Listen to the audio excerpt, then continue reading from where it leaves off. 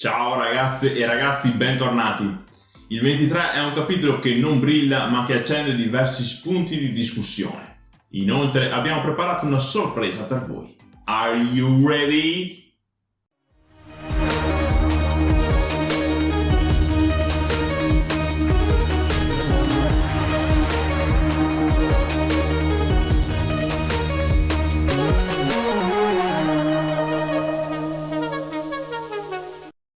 Sembra che Rhodes abbia bisogno di un capro espiatorio. Ma non era giunto il momento e per questo mi scuso. È chiaro che fra te e i Segugi c'è un conto in sospeso. Però c'è qualcosa in te che lo ha confuso.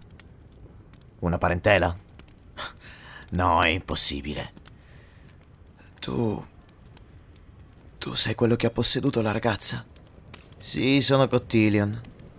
Trono d'Ombra si è pentito di averti lasciato fuori dalla porta di Hood. Una scelta che gli è costato 2 Segugi. Lo sapevi che quelle preziose creature vivevano da 1.000.000 di anni? Ti rendi conto che nessun uomo mortale o ascendente che sia aveva mai ucciso un Segugio? Che cosa vuoi? La mia morte? E allora lasciami qua, sono già a buon punto. Visto che ora odi l'imperatrice, avresti dovuto lasciarci fare il nostro lavoro, capitano. Ciò che hai fatto a quella ragazza è stato un atto di pietà. È vero, l'ho usata, ma lei non lo sapeva. Si può dire lo stesso di te? Dimmi un po'. È stato un bene sapere di essere una pedina. Se vuoi posso donare alla ragazza tutti i suoi ricordi. I ricordi di ciò che ho fatto e di ciò che lei ha fatto. Quando la possedevo. No! E adesso? Adesso ricomincio. Un'altra ragazza! No, il piano aveva delle crepe. Le hai rubato la vita! Ora l'ha avuta indietro. E vedo che hai ancora fortuna, quindi non si può dire lo stesso di te. Quando la fortuna gira, allora sarà troppo tardi, capitano.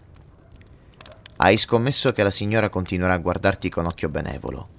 Hai ripudiato la saggezza che possedevi un tempo.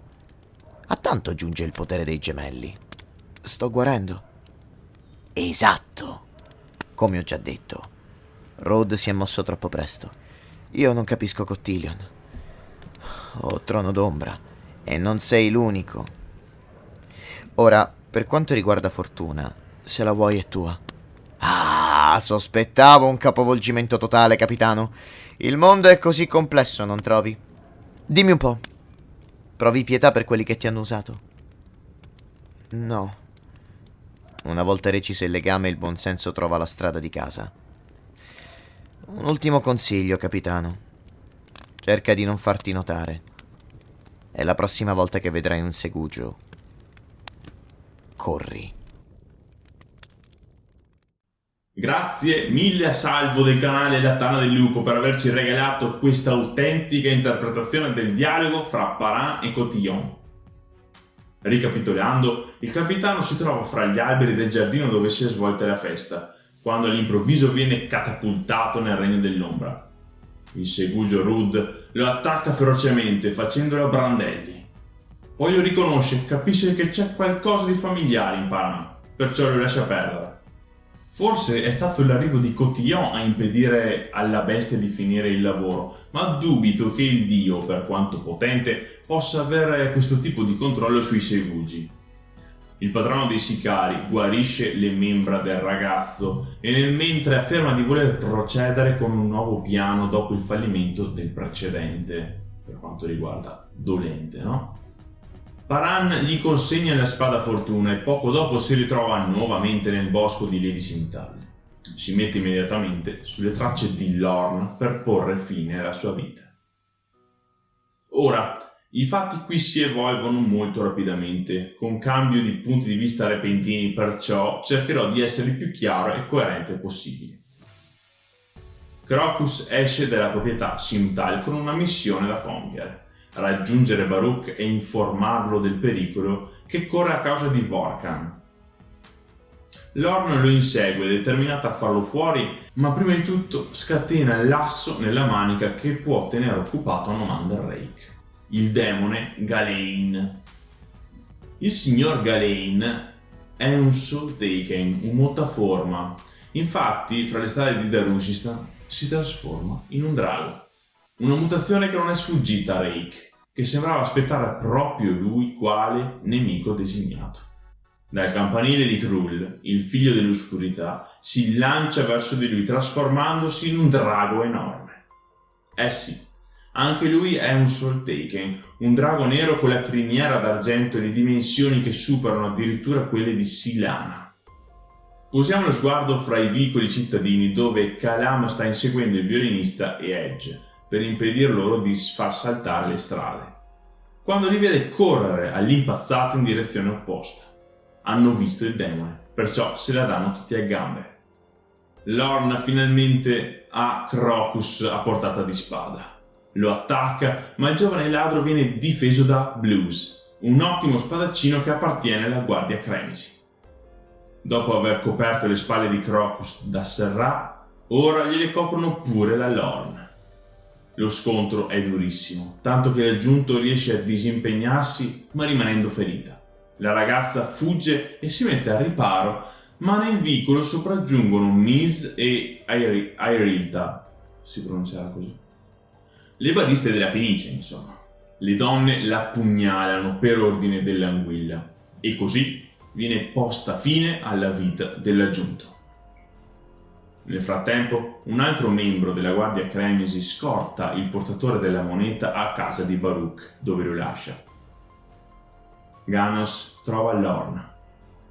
Opon appare, lamentandosi per la perdita di fortuna e reclamando per sé la spada Otatara dell'aggiunto, ma Paran li minaccia con la stessa arma e questi fuggono. Il capitano si impossessa della spada e prende fra le braccia il corpo della donna. Nei cieli sopra la città inizia lo scontro fra i draghi.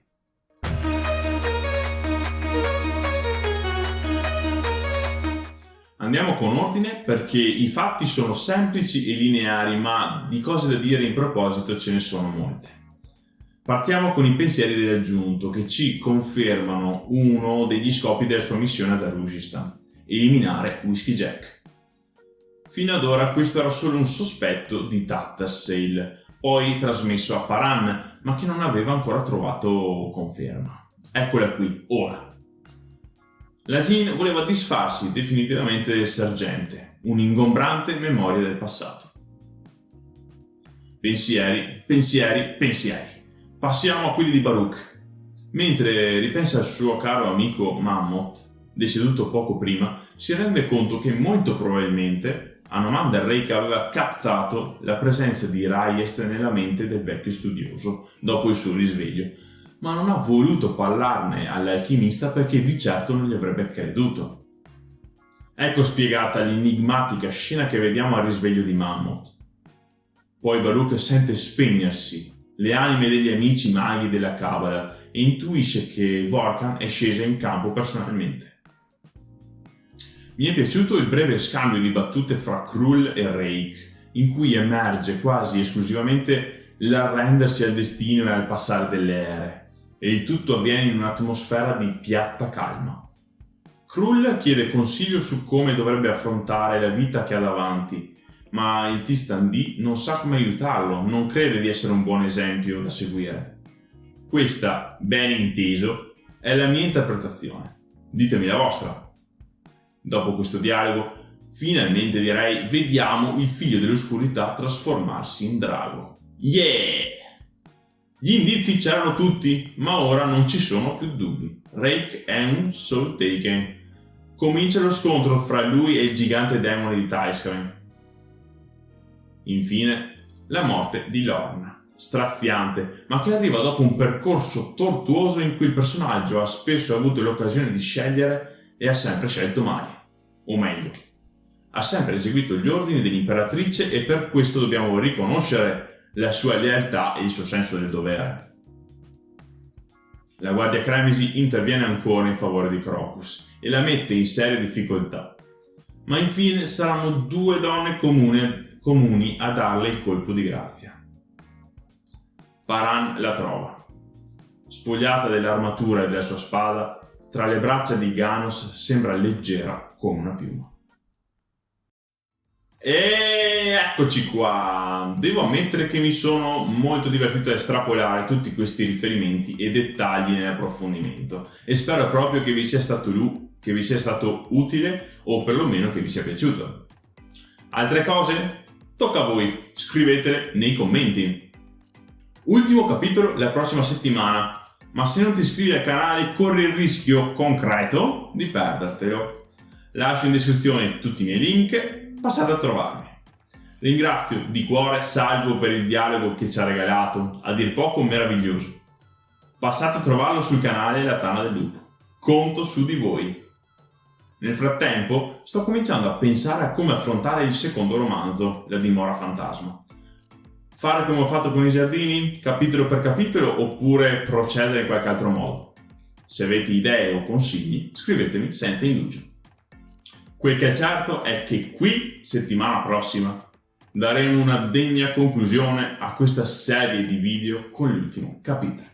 A presto! Ciao! Accende diversi spunti di ridiscussione.